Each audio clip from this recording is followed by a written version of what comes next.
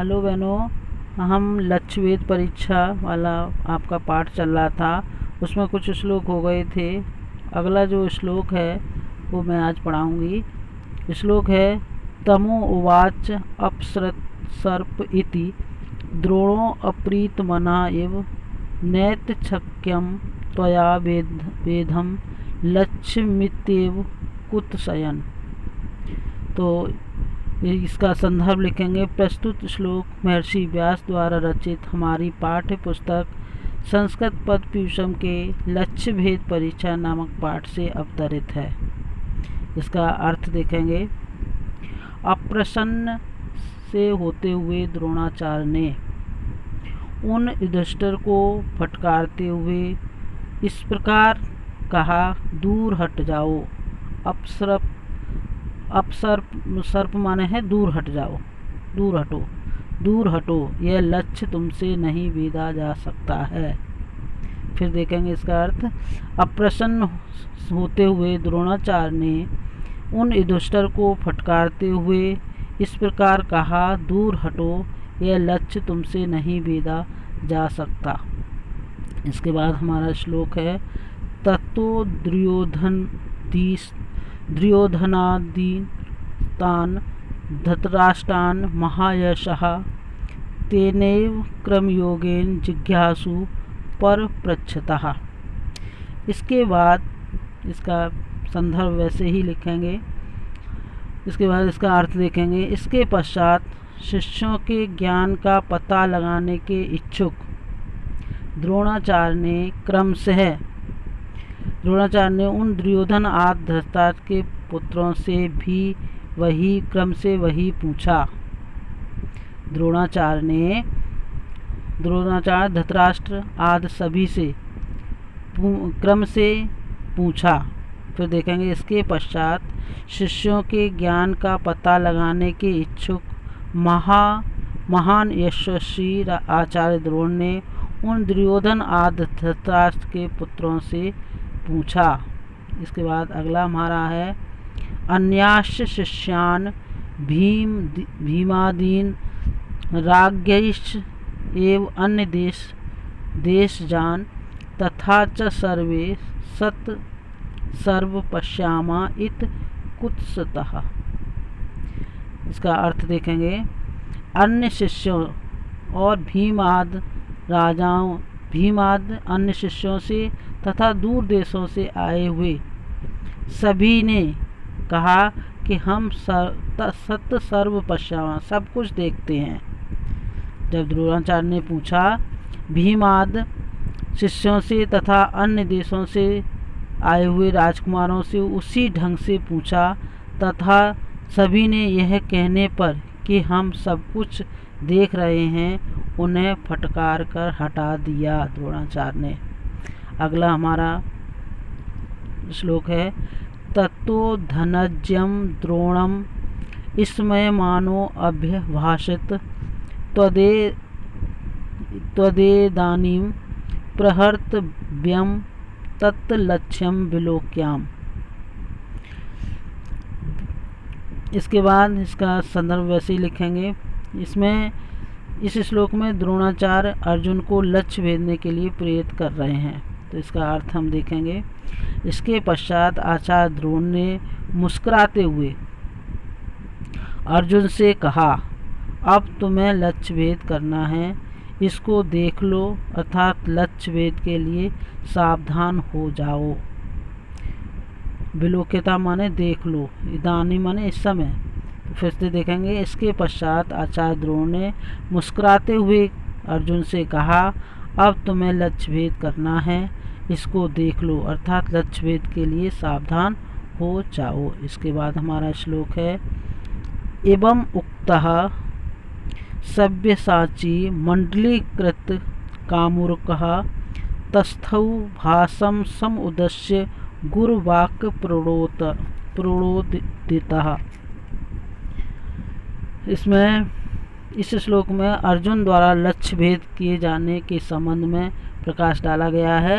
इसका हम अर्थ देखेंगे। गुरु द्रोणाचार्य से आज्ञा पाकर गुरु के वचनों से प्रेरित होकर अर्जुन धनुष पर बाण चढ़ाता हुआ पक्षी को निशाना बांधकर खड़ा हो गया। इससे यह स्पष्ट होता है कि धनुर्विद्या शिक्षा प्राप्त किए हुए शिष्यों में अर्जुन सर्वाधिक अपने लक्ष्य के प्रति सजग एवं संवेदनशील है। यह आचार्य द्रोण द्वारा दी गई शिक्षा के प्रति सार्थकता का भाव रखता है, इसलिए वह द्रोणाचार्य की आज्ञा पाकर तथा गुरु के वचनों से प्रेरित होकर अर्जुन धनुष पर बाण चढ़ाता हुआ और पक्षी को निशाना बनाकर खड़ा हो गया। इसके बाद हमारा अगला श्लोक है, मुहूर्तादिव तम द्रोणः तथैव समभाषत पश्यस एनम स्थितं भासम ध्रुवं माम अप च अर्जुनः। मुहूर्त दिव माने थोड़ी देर बाद, तब माने उन द्रोणाचार्य ने, तथैव माने वैसे ही, संभाषित माने पूछा अर्जुन से, वैसे ही द्रोणाचार्य ने अर्जुन से थोड़ी देर बाद पूछा। पश्यस देखते हो, एनम स्थित भासम इस भास को, वृक्ष को, माम माने मुझको, च अर्जुन तुम मुझको, इस भास माने पक्षी को देखते हो। फिर देखेंगे थोड़ी देर बाद आचार्य द्रोण ने उसी प्रकार अर्जुन से प्रश्न किया, हे अर्जुन क्या तुम इस बैठे हुए गीत पक्षी को, वृक्ष को और मुझको देख रहे हो। इसके बाद हमारा अगला है, पश्यामि एकम भासम इति द्रोणम पार्थ अभ्यासत न तु वृक्षम भवंतम वा पश्यामि इति च भारत। इस श्लोक में अर्जुन द्वारा द्रोण के लक्ष्य भेद संबंधी प्रश्न का उत्तर दे रहा है। अर्थ देखेंगे, भरत वंशी अर्जुन ने आचार्य द्रोण से कहा कि मैं केवल मात्र एक गीत पक्षी को ही देख रहा हूँ, न तो मैं वृक्ष को देख रहा हूँ और न मैं आपको ही देख रहा हूँ। इसके बाद हमारा अगला श्लोक है, ततः प्रीतमनः द्रोणो मुहूर्तादिव तम पुनः प्रत्यभाषत दुधर्ष पांडवानां महारथः। प्रीतमन माने प्रसन्न मन वाले, प्रत्यभाषत माने पूछा, दुर्धर्ष माने किसी से न दबे असह, महारथ माने महान योद्धा। इसका अर्थ देखेंगे, इसके पश्चात प्रसन्न चित्त वाले, किसी से न दबने वाले आचार्य द्रोण ने थोड़ी सी देर बाद पांडवों में महान योद्धा उस अर्जुन से पुनः कहा, फिर पूछा। अगला श्लोक है, भाषम पश्यसि यद्धेनम तथा ब्रूहि पुनः वचा शिरः पश्यामि भाषस्य न गात्रम इति सो अब्रवीत। अर्जुन ने कहा, यदि तुम इस गीत को देख रहे हो तो यही वचन पुनः कहो, मैं गीत के सिर को ही देख रहा हूँ, शरीर को नहीं, ऐसा उस अर्जुन ने कहा। फिर से इसका देखेंगे, द्रोणाचार्य कहते हैं, यदि तुम इस गीत को देख रहे हो तो यही वचन पुनः कहो। अर्जुन कहते हैं, मैं गीत के सिर को ही देख रहा हूँ, शरीर को नहीं, ऐसा उस अर्जुन ने कहा। इस प्रकार अर्जुन के उत्तर से गुरु द्रोण जो हैं वो संतुष्ट, अर्जुन ने अपने उत्तर से गुरु द्रोण को संतुष्ट कर दिया। इसके बाद हमारा अगला श्लोक है, अर्जुनैव उक्तम मस्तु द्रोणः हृष्टनुरुह मुच्यस्वत अब्रवीत पार्थ सह मुमोच विचारायण। इसका अर्थ देखेंगे, अर्जुन के यह कहने पर प्रसन्नता से रोमांचित हुए आचार्य द्रोण ने अर्जुन से कहा, बाण छोड़ दो। उसके बिना विचारे बाण छोड़ दिया। फिर देखेंगे, अर्जुन के यह कहने पर प्रसन्नता से रोमांचित हुए आचार्य द्रोण ने अर्जुन से कहा, अर्जुन बाण छोड़ दो। उसने बिना विचारे बाण छोड़ दिया।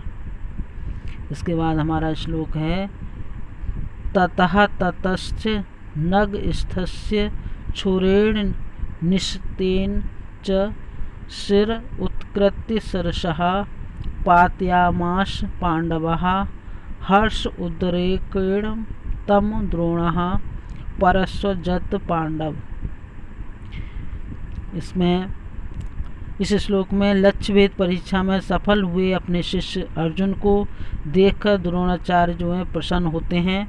इसका अर्थ हम देखेंगे। इसके पश्चात अर्जुन ने पहने बाण से वृक्ष पर स्थित उस गीत का सिर तेजी से काट कर गिरा दिया। शिष्य की सफलता से प्रसन्न गुरु द्रोणाचार्य ने अपने अर्जुन को स्नेह से गले लगा लिया। यहाँ पर हमारा ये पाठ आपका समाप्त होता है। इसके सभी श्लोक इम्पोर्टेंट हैं, सभी को आपको याद करने हैं।